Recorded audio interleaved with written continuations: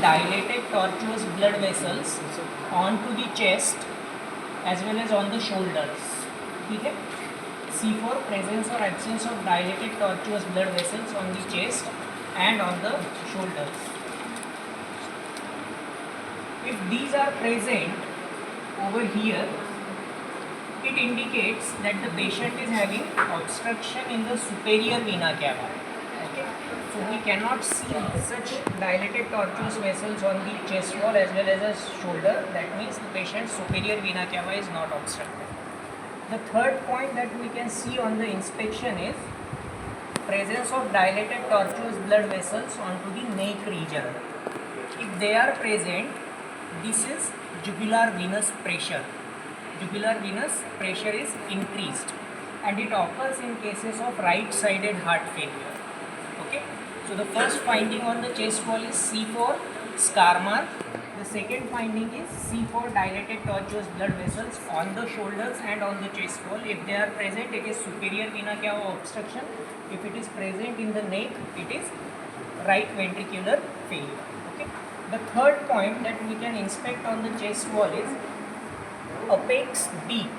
Apex beat can be inspected, but it can get inspected only if the chest wall is very much lean, thin and emaciated. Okay, so you can see a small pulsatile impulse on the left side of the chest wall, just below the nipple, mid-clavicular line in the fifth intercostal space. You can see a pulsatile impulse on the skin. If the chest wall is lean, thin, emaciated, if there is no presence of the muscles or fats onto the chest wall, you can see a small pulsatile impulse like this onto the chest wall. If this becomes visible, this is apex beat. Okay. What we have to do in such cases, we are going to palpate the pulse of the patient and we are going to see for this pulsatile impulse. If both of them coincides, we call this pulsatile impulse as apex beat.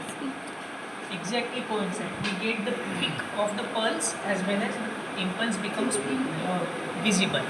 If both of them are getting coincide, it is apex beat.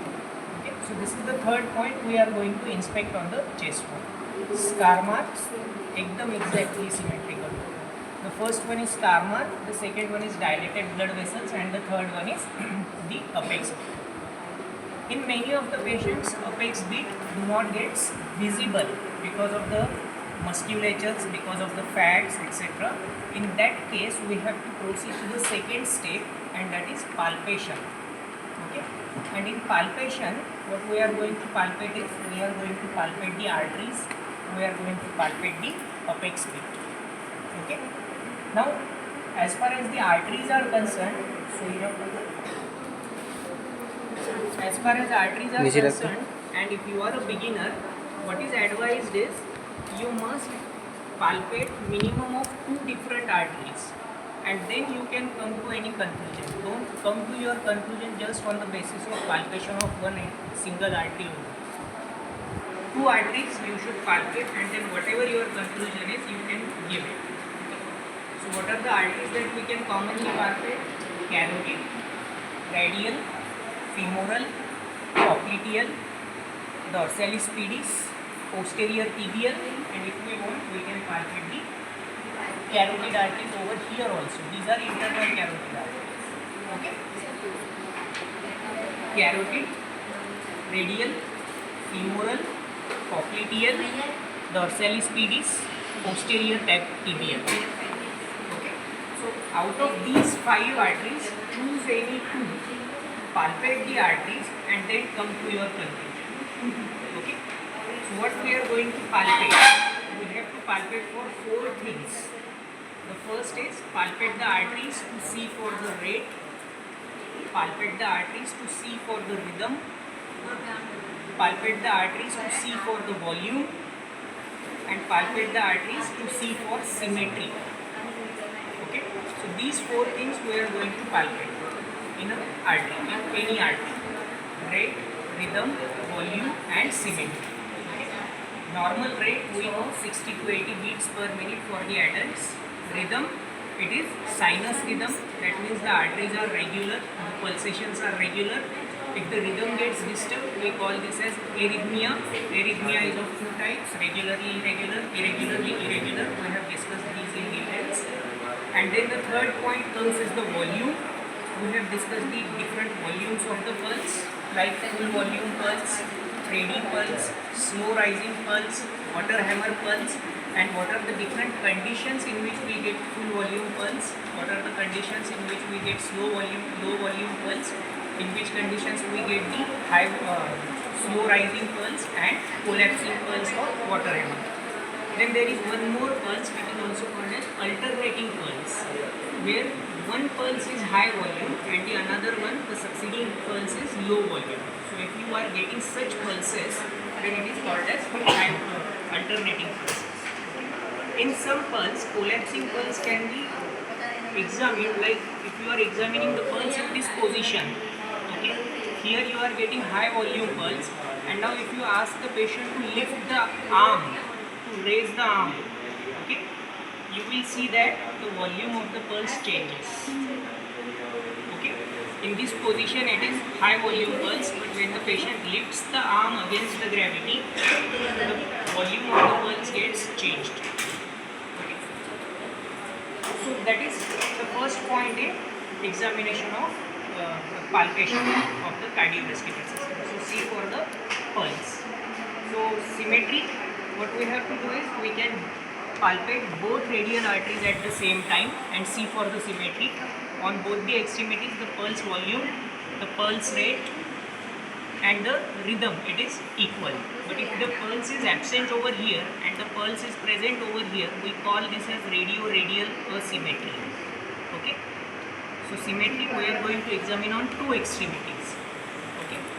On both the sides bilaterally, or we can examine the symmetry by palpating radial and femoral. If the radial is present and femoral is absent, we call this as radio-femoral asymmetry. And we have discussed the causes for this as well. It depends on the where the site of puncture is present in the aorta. Okay. So radio-femoral कहाँ मिलेगा, radio-radial कहाँ मिलेगा, ये हमने totally discuss किया हुआ है. Okay, in the theory lectures. So this is about the first point in palpation of the artery or palpation of the patient. Then the second is palpation of the apex beat. So normally the apex beat gets palpated on the left side into the fifth intercostal space, mid-clavicular line just below the nickel. Okay.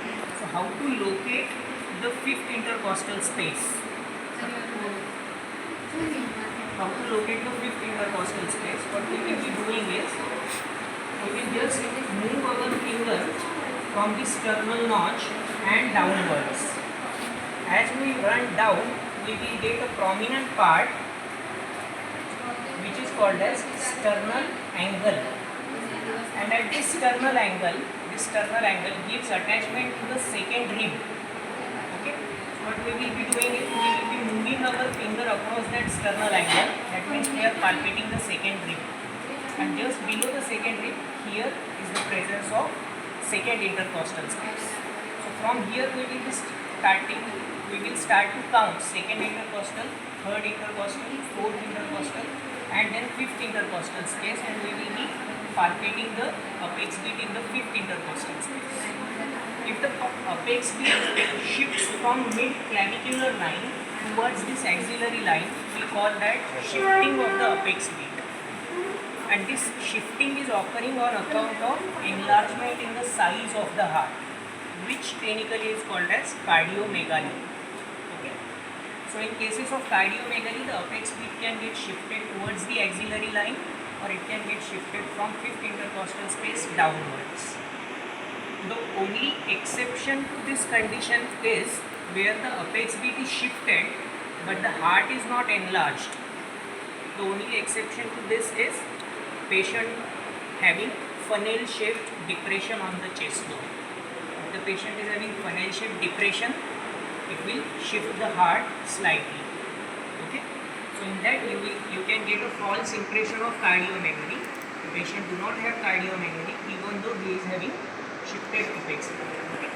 So that is the second point you are going to palpate in the patient. Okay. Percussion do not have much importance for the cardiovascular examination. right now. Previously percussion was done in order to identify the borders of the heart.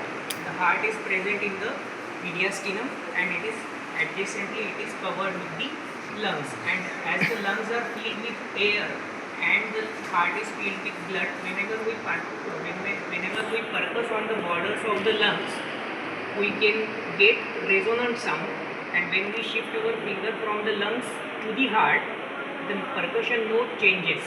It becomes dull. Okay, so that dull note we keep percussing on that area where we are getting the dull note, and we can mark the borders of the heart. But nowadays we don't do this, do all those things of size of the heart and everything, because we have the investigating tools available. Wherever we are suspecting the patient is having cardiomegaly, you can just advise to go for X-ray, 2D echo, and you will get the accurate diagnosis. Okay. But still one important point is there, and that is the fourth step, which is auscultation of the heart. Okay. Now the objective for auscultation is we will be auscultating the chest wall of the patient for fulfilling 4 different objectives. The first one is see for the normal heart sounds. Then the second objective is see for presence of any additional heart sounds. The third objective is see for presence of any cardiac murmurs. And the fourth objective is if the cardiac murmurs are present, what is the severity of cardiac murmurs. Okay. So in order to fulfill these 4 objectives, we will be auscultating the anterior chest wall of the patient. Okay. So how to auscultate the chest wall for the heart sound as a beginner. So what our book says is, when you are a beginner, you should auscultate in 3 different positions. You should auscultate the chest wall in 3 different positions. First, when the patient is in a sitting position, then when the patient is in a lying position, and then ask the patient to turn slightly to the left side and then re-auscultate. So auscultate one patient thrice in 3 different positions. Okay. First in sitting, then in lying, and then slightly turn to the left side. Okay. Where we are going to auscultate? The book says, as a beginner, auscultate on maximum 4 areas. And these areas are pulmonary area, aortic area, tricuspid area, and mitral area. What are their locations? First one, the pulmonary area. The first one is pulmonary area, which is present once again in the second intercostal space. In the second intercostal space, on the left side, just adjacent to the sternal border. The aortic area is present on the second intercostal space, just adjacent to the sternal border, but on the right side. Then the third area is tricuspid area, which is present in the fourth intercostal space, just adjacent to the sternal border, but on the left side. And the fourth area is mitral area, which is present on the fifth intercostal space, mid-clavicular line, but on the left side. Okay. So we are going to auscultate these 4 areas in 3 different positions. The first in a sitting position, then in a lying position, and then slightly on the left side. That means we are auscultating one patient for 12 different times. So we don't get an excuse to say that doctor हमारे पास patient नहीं है तो हम auscultate नहीं कर सकते, right. एक patient को ही 12 बार आप ऑस्कल्टेट कर सकते हो 3 अलग अलग पोजिशंस में. Sure. So what the book says is, you should not move your stethoscope randomly or haphazardly. You must follow a pattern of movement of your stethoscope. And as which is that pattern? You should move the stethoscope in a S pattern. Either you begin above and go downwards, or you begin below and go upwards. But follow the S pattern. Okay. So you can begin at pulmonary area, aortic area, go to tricuspid area, and end at mitral area. Or you can begin at mitral area, go to tricuspid area, then go to aortic area and end at pulmonary area. But follow the S pattern. Why S pattern is suggested? The reason is on the mitral area and tricuspid area, S1 sound is heard better, and on the pulmonary area and aortic area, S2 sound is heard better. Okay, so that is why we have to follow this S pattern: pulmonary, aortic, tricuspid, mitral, tricuspid, aortic, pulmonary. Okay, so I will demonstrate it for the first time. Stethoscope. એવું ઓમ તો પછી રાગ ના હોય મારે ઓમ પાછળ કરું. So if you are examining an adult, you can use the diaphragm of the stethoscope. If you are examining a child or a neonate, you should use the bell. Okay. આમ કાકા. You should stand laterally to the patient, okay, not from the front or back. Okay. Now I am going to begin auscultation from pulmonary area. Okay. So auscultate on the pulmonary area. Take your time, listen to the sounds.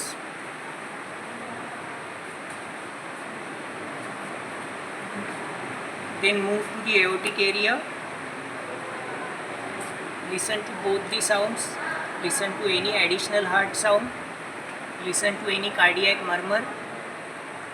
And if the murmurs are present, see for the intensity of that murmur.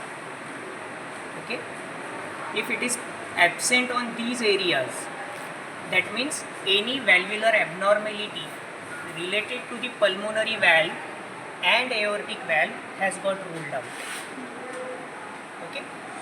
Now if I am confident that there are no any abnormalities related to this, move to the next area.